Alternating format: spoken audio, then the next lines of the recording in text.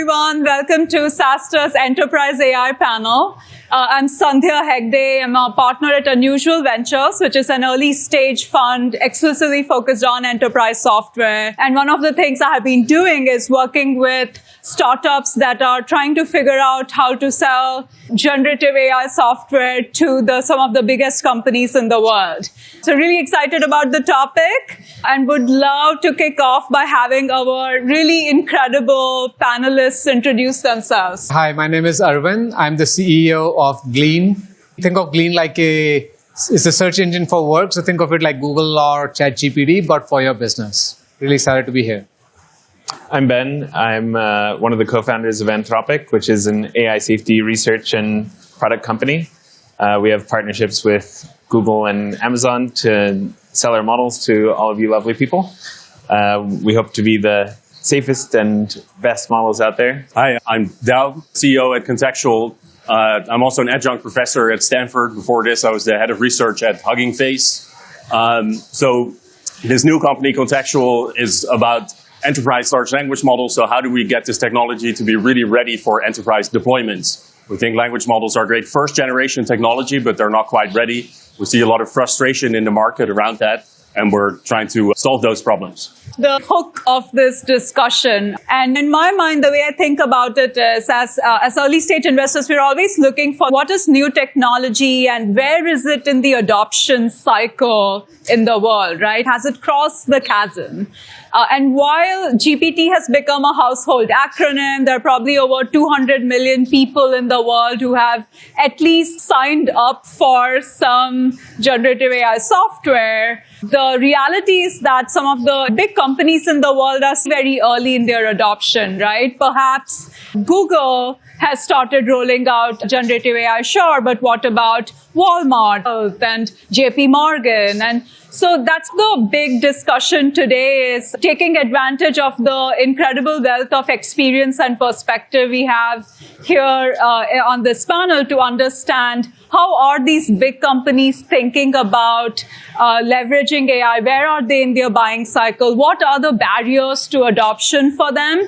What can we learn from people who are already taking steps, making these investments? And last but not the least, some predictions for where we might be in 4 or 5 years, like what would still be really difficult and what might be more achievable by then. So with that, I'll kick off with our first big question. What are big companies most excited about using generative AI for, or modern AI for, whether that's language models or diffusion models or modern speech synthesis? Like, what is it that, in your experience, big companies are excited to use this for? Yeah, as we work with enterprises, we've seen a level of excitement that I think has never been seen before. And so I would say that enterprises have two big themes. One, they want to use AI to improve the products that they sell to their customers.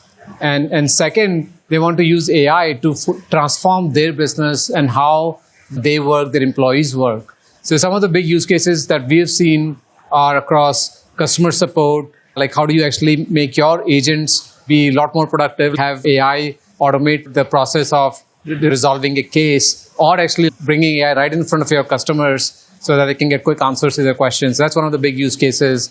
But also say the use cases are actually like across personas, like for sales and marketing, like helping marketers to create content using AI, and for engineering, helping their developers write unit tests, testing code, as well as just general code, troubleshoot issues using AI. Those are some of the big use cases that we've seen. Yeah, kind of building on what Arvind was saying, we've been really impressed at how even the largest companies in the world, and not just in tech like Salesforce, but also banks, retailers, etc., are moving with this technology. Where, for example, one large bank that we were talking to, they came to us and they said, we've talked to everybody in our company and we have 500 different use cases that we want to apply large language models to. That's really incredible, and they don't even know where to start. So working with us to say, well, what are the capabilities of these models? What can they do today that's really high quality, and what might be more of a stretch? Where do you think the biggest value add for our business will be? That's been really important. And then beyond that, how can they make AI the expert at their company, both in what they do as employees, as you were saying, but also an expert in what their product is, so that their customers don't have to go learn about what the product is and read all their documentation, but instead the AI, they can just talk to the AI as if it was a solution architect or a forward deployed engineer and be able to use the thing immediately. So I was saying just backstage to Ben that we probably talked to the same bank. So there's a lot of excitement everywhere. And so you can really feel it. Like everybody just knows that this technology is going to change the world. But at the same time, I think you can see in a lot of these enterprises that people aren't really sure how that's going to happen. Right? So there's a lot of excitement, but what it's actually going to look like, I think we don't know yet. So we are trying to discover this. It's all a very experimental phase. We're doing a lot of kind of piloting, trying to figure out where exactly is this technology going to matter the most, and where is it already ready, and where is it going to be ready soon. And so I think if you look at the landscape of use cases that we see right now, there are roughly 3 big buckets. So one is around information discovery and information synthesis. So companies like Lean, I think, are doing a really good job at that. But there's this whole like synthesis problem. How do you get deeper insight? So not just the data that's there, but the information you can derive from that data. Then there's a lot of hierarchical summarization use cases. So how do I really turn it into something I can act on? And then there's a lot of kind of support chatbots, but just chatbots in general, where you have some script that you want to follow. So I would say 95% of all use cases we hear fall in one of these buckets. There's a bunch of other exciting stuff too, but I think those are really the main things. But then within those buckets, I think many companies are still trying to figure out what exactly they want to do. So exciting times.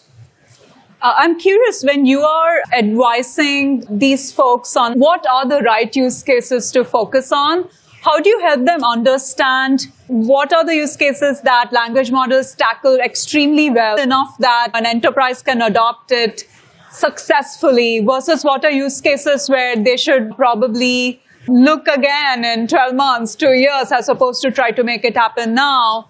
So for me, the best use case is one where you can define what success looks like. And we see surprisingly few of those kinds of use cases, actually. So this technology is great, like I want to try it on my chatbot, but when we ask people, how do you define success? How are you going to measure that this thing is actually good enough for a production deployment? Very often they don't have a good answer. That's really one of the things that we're looking for first, is just, do you actually understand what you want? Yeah, and we often help customers along to get to that stage where we say, here's what we've seen work for other people. Here's how you can construct an evaluation set where you can continuously improve. That's where we're trying to push, especially the large companies that have let this slip out of their DNA.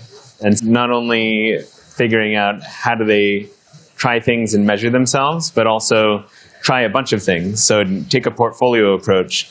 Try some less risky use cases, like where knowledge extraction or summarization might be involved, and maybe some more risky use cases like tool use, where it's using that company's tooling, function calling. Makes sense. And now maybe coming to the meat of the topic, what do you see as the biggest barriers to adoption in enterprise, whether that's like just at the pilot stage or for a company-wide rollout? And there are a lot that have been brought up in the general ecosystem, from data governance to reliability, security, safety. But I would love if we could go a few levels down and share some examples of what are the things that have held up sales conversations and product rollouts for you, where people really wanted to adopt something and got stuck. And where are they typically stuck? One thing that actually, when the market is so early, everybody is confused. Like people actually have this fear of, okay, like I'm seeing this tool right now from you and it looks good, but what if there's something else that's better than this? And so I think that actually holds up sales for us for sure sometimes, where like customers want to do a lot of research. There are hundreds of companies building hundreds of products and they want to actually go see it. So that's just a basic limitations of sales process. And I think one other thing which I would also just add, so security has been big, but most of the security questions, at least in the media, have focused on companies are worried about having their data leave their environments, right, and going to the model companies like Anthropic, and then your proprietary knowledge actually becomes public knowledge at that point. And being trained for the next generation exactly, of yeah. the model. So that's been like the focus of worry, but there's also like a big issue internally. If you look at any enterprise, they have lots of knowledge, and that knowledge is actually not available to every single person in the enterprise. The governance is actually a big part internally, And so when you have these like tens of different AI tools coming into the company, all of them need to work with knowledge, your enterprise knowledge. And so if you start to just copy your enterprise knowledge from wherever it exists today into all these different AI tools, then you lose that governance. You have no idea now, is that information being used safely and only being delivered to people within the enterprise that had permissions to use it. So that's actually another big concern that companies are grappling through and figuring out, should they have a more centralized sort of procurement strategy for AI tools? Yeah, to underscore something Arvind said, we find that having Bedrock, Amazon's foundation model hosting program, available to our customers is extremely helpful. The most sensitive customers want things like FedRAMP certification and things that take multiple years and a ton of effort to implement. And so when we can just send them there and they're like, oh, you already have everything, all the corners squared, the I's dotted and the T's crossed, that makes them much more comfortable, and those conversations are much easier. But even for those conversations, it's still a question, as Dow was saying, that we need to help them figure out how do they actually use these things, where often in their earnings call, their CEO will say, oh, we need to have an AI strategy. But underneath them, a lot of the departments are still thinking about, I have the OKRs that I had been planning from last year, and I have all these maintenance and tech debt projects that I need to complete. And there's just not a lot of extra bandwidth in the organization to explore these brand new things and figuring out how it will transform their company and their products. So in our cases, for example, Notion, I think, is a great example where we worked very closely with their CTO and everybody all the way down to their engineers on the front lines to deeply integrate Anthropic's AI into the Notion product experience. And we think it's extremely good. But it needed a lot of dedication to make that happen. And I think a pithy way of summarizing this is a lot of people think about this new AI technology as something that's going to just come in and like work from day one. But actually, it turns out it's still software. And with software, you need to do the work of doing the user research, iterating with all your different teams, from marketing to design to your engineering. And hopefully in the future it'll get easier, but that's where we are today. And so for me, the main things that are really preventing mainstream adoption are, I think, very familiar themes to many of us. So hallucination, these models that make up things, we don't really know why or how we can fix that. These models have attribution problems, so you want to be able to trace it back to something in the training data. They have compliance issues, they can't really forget things easily, or you can't really update them easily. They have data privacy issues, and they don't have the right cost-quality trade-off for many enterprise deployments. So very often they're just way too expensive to be actually useful in an enterprise setting. I think these things are all getting fixed, and so I think all of us are trying to solve these problems, and you can solve them in lots of different ways. And then once that happens, that's really gonna, unleash the floodgates, and then, yeah, this stuff is gonna be everywhere. I'm curious, especially since you brought up Notion as an example. Obviously, a lot of the early adopters in the enterprise have been software enterprises, right? So like software companies that are now big and have some of these problems, like they do care about data privacy and reliability, but they are early adopters of all good new technology. I'm curious kind of what patterns you are seeing in terms of what are the types of companies and who are the people in these companies who knock on your door saying, hey, I need your help getting tools like this adopted. What have been some patterns that have worked well for you in terms of enterprise-wide rollout? I think the interest in generative AI is actually, I think it's universal. And we're actually seeing companies that are still using mainframes for their technology, but they want to take that leap and go directly and embrace AI and be the number one adopters for AI. Mainframes to generative AI is a pretty big leapfrog. Exactly, yeah. And I think partly like folks are actually seeing, I think digital transformation has taken a lot of time for a lot of companies, and companies that took longer, like they feel like this is the way where I don't want to be behind. Then in terms of like, just like for us, the CIOs, we're seeing a lot of interest from them in terms of adopting generative AI. Of course, like if you think about the role of a CIO, they represent the demand coming in aggregate from the entire company. And with generative AI, that's how it is. Like salespeople want the technology, marketing people want it, HR, folks wanted, IT wanted for automation. And so I think the CIO has become like the natural focal point for us, at least, to actually go and bring our product to. Yeah, I guess tying to the like more dinosaur type companies, we're talking to some of the largest banks in the world, and there are very small things, or maybe they seem small to us, that are critical for them being able to use this technology effectively. And that's just doing arithmetic. And so you could in Unix, there's BC. And if our language models could use a calculator program, then they would suddenly be extremely useful for all these large companies. And the fact that tool use is still hard, I think, is an open problem.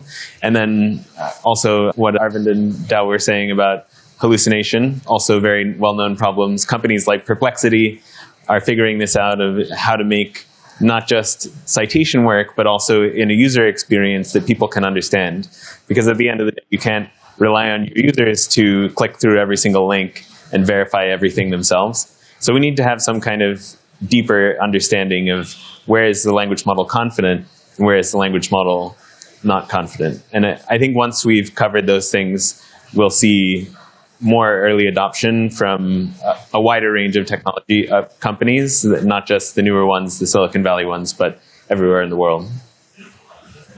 Yeah, so for us, we're seeing the same interest, I think, that you two are seeing. And there's a lot of possibilities, I think, for working with interesting companies on interesting use cases. The early adopters, you tend to have very tech-forward companies that are basically just ready to go. But very often they think they can do it in-house. And so I think that belief is probably going to go away in the next couple of years, where people realize that this stuff is a little bit more difficult than they initially thought. But so aside from that, I think one of the interesting things that we're seeing is that there's really a mandate from the CEO down, whereas we have to do something. And so to me, that's exciting because it's a business opportunity. It's also scary as a startup because that money is temporary and it's going to dry up. And so we're going to have a couple of cool pilots and demos, and then at some point it doesn't work, and we'll move on to the next hype train. The kind of collaborations that you want to start if you're an AI company, you really want to figure out how are you going to get to real ROI for your downstream customer, and not how are you going to build a cool gimmick that they can showcase to their CEO and get promoted and then disappear. So next up is product roadmap. How have you invested in making your product kind of enterprise grade? Arvind, you were saying backstage, first, as a startup, you build a product that does a good job, then you have to build twice as much to make it something an enterprise can buy. So I'm curious, what have been the most important investments that ensured that a future Fortune 50 company can actually adopt Lean, Anthropic, contextual, etc.? So first thing, just working on security aspects and compliance. So getting your SOC 2 certification, HIPAA compliance, GDP, FedRAMP, as Ben mentioned. So that's one stream of enterprise requirements, which is you just need to work on all these compliance matters. Then in terms of the product, depending on what your product is, there are going to be a lot of demands that enterprises are going to place on you. For us, we actually ask enterprises to actually give all of their data to us so that we can make it searchable for them. And so now imagine a large company like Nike talking to a small startup like us, which is in stealth, and saying that, oh yeah, I'll ship all my data to you. That's just not feasible. That's not an acceptable answer. So you have to figure out how you're going to actually work through that. Some of the things that we had to do are basically support running Glean within the customer's cloud environments so that they can have the peace of mind that no data has to leave their premises. That was one of the things. And then I think ultimately, as you start to gain some momentum, as you acquire some customers, then, things become easier for you because now you have reference customers. You have actually other customers who have placed trust in you. So get some trust by transitivity. And so, so those are some of the things that we had to work on. Yeah, we talked about the Amazon and Google partnerships, and a lot of companies are already on those clouds, and being able to not have to go through procurement because any service just works for them is a big thing. Yeah, so I think there's an obvious answer around SOC 2 compliance and all that kind of stuff. We're working with partners who can do all of that for you because as a company, often you're not fully certified for everything quite yet. But I think for me personally and for contextual AI, how we're approaching the problem is going back to the drawing board, essentially. So we're saying language models are great, Ideas like vector databases are great. All of this stuff is definitely very promising technology, but because it's not quite ready yet, we need to fix all of these problems still. So we need to fix hallucination and citation and attribution and all of these different things. And one way to fix them is to go back to the drawing board and think about what does the language model really look like if you want to satisfy these enterprise requirements. So if you want to have something that doesn't hallucinate and that has attribution, what does that look like? And so we think that's not what we now call a language model. So it's not one big parametric monster. It's something a bit more elegant that has the retrieval kind of built in. It's a retrieval augmented language model and is trained end to end so that it can rely on information that's external. And so that means that it will hallucinate less, it will have attribution, it will stay up to date, it will not have compliance issues. You will have a very clean separation between the data and the model plane.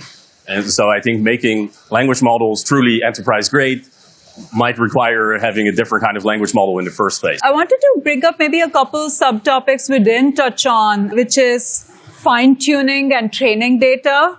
I know you're probably getting a lot of questions about fine-tuning and model training from people who have never done it in their life. And I'm curious what are the concerns and expectations people have from this? Because I think maybe this is also more relevant in the diffusion world, but there are a lot of copyright concerns over training data. And even with LLMs, like there are companies being sued about having used copyrighted data in the training models. And I know that there's some hesitancy from enterprise buyers on, even if we didn't do this, is there a liability for us if we use these, we use the output of those models? And does fine-tuning protect us? Is it enough to give us a layer between what the original model could do and what we would do for the enterprise? So I'm curious, how does that topic come up for you, and what are people wanting to do with fine-tuning or having custom training data for models? Yeah, fine-tuning comes up all the time from people who don't really know or understand how these language models work. But there's so much, I think when the media covers AI so much, everybody's coming in with a lot of assumptions or things that they think they need. So we have to, we end up actually doing a lot of sort of training and level setting with our customers on, let's not talk about individual pieces of technology like fine-tuning or training models. Let's actually focus on back to a business use case, what are you trying to actually solve? And then think about, maybe it will require you to to fine-tune models, maybe it won't. And there's the alternate approach, which is what you were saying, which is use knowledge engines as your retrieval layer and combine them with the power of LLMs. And so that's our approach as well at Glean. And it's just, I think you have to spend time with customers and work on their use cases. And for us, it's easy because we're very much internal focused. Right. So therefore, those other concerns you mentioned around, am I using copyrighted information and all that, hasn't really come up that much for us. Does it come up for Anthropic? Oh yeah, definitely. One thing that recently happened, I think maybe yesterday, is GitHub said that they would take liability for all copyright suits against GitHub Copilot usage. That's a really interesting legal precedent. We'll see what happens there. In our case, we do the best we can with the data, where we respect things like robots.txt on websites when we scrape the web. So we try to do our best to make sure we're not taking data that people haven't said is okay to take. There are also websites that let people register to say, don't train on my data, and we respect those.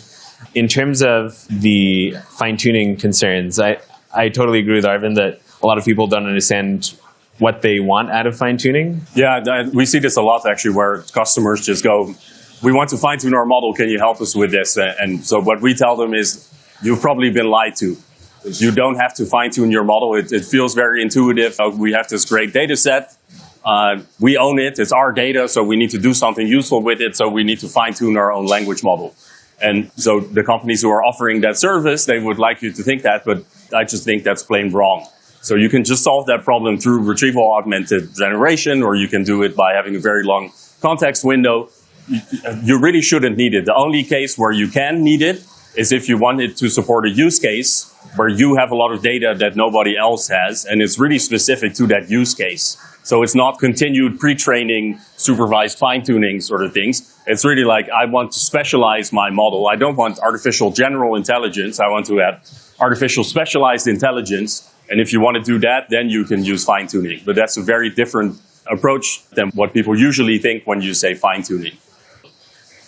Awesome. All right. Well, we'll do a very quick round of predictions. Who wants to kick us off for a great 2030 prediction? I would love to learn what is something wild that you hope will be true in 2030? And then also what's like the more realistic, likely thing that will be true? I don't know about something really wild, but I think what a more practical hope, and I think it'll happen, I think all of us will have a truly smart, knowledgeable personal assistant that will always be our companion and do like most of our work for us. I think today that luxury is limited to executives in the enterprises. And I think in the future, it will be true for all of us. That's my hope. Yeah, I guess my big bright future is that language models understand us better than we understand ourselves. And when we ask it to do things for us, it will not just do what we say, but do what we meant, or meant if we were 10 times smarter and had 10 years to think about it, that's what it would do. And it would make us all better people and improve our relationships and help us be the best versions of ourselves. That's my big bright future. And then for what it will actually be, I'm pushing for it to get as close to that as we can. Maybe we'll fall a little short. In OKRs, they say 60% is success, so I'd take that. Yeah, I think the technology has a lot of potential to do good. And I think it's really going to be a very different place. And so what I think is going to happen is that there's a couple of CEOs on the stage here, and I'm sure there's a couple of CEOs in the audience. So we will all be our own CEO of our little company of AI co-pilots that are going to be doing a lot of very boring, mundane stuff for us that we don't want to do, which is going to free up a lot of our creativity and a lot of time for us to do things that we really enjoy doing. So I think, yeah, we have a bright future ahead of us. Thank you. Thank you. Thank you so much for coming.